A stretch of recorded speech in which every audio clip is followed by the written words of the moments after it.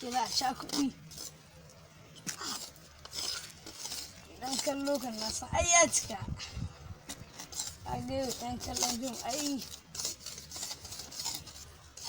A san ana bada zafa. Final ɗin Bayern Munich da Barcelona.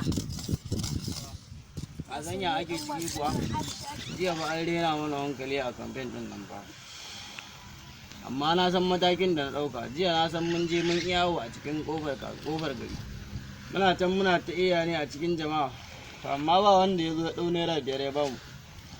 Sai da muka je ƙofar gidan gwamna yake cewa wai don Allah mu yi haƙuri, amma ga 500 kowa ya je ya shafi a wata.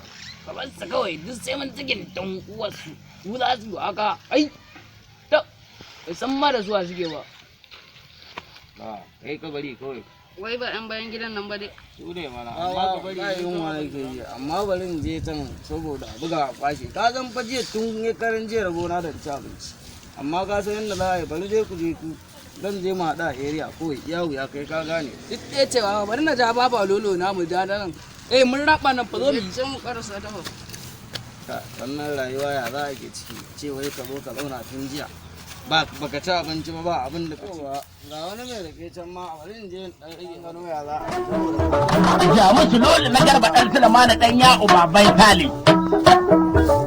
Sarki tabaraka Allah bai.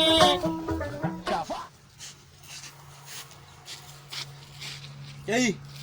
Ba magana ake ba, kana jin mutane kana gina mutane hankali ko? A magana ake ba.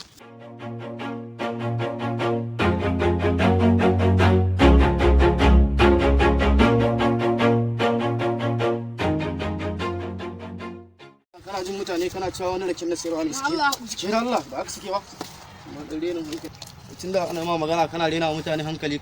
Da rike abinka. Daman wannan kututun nake so in sala dan renin hankali.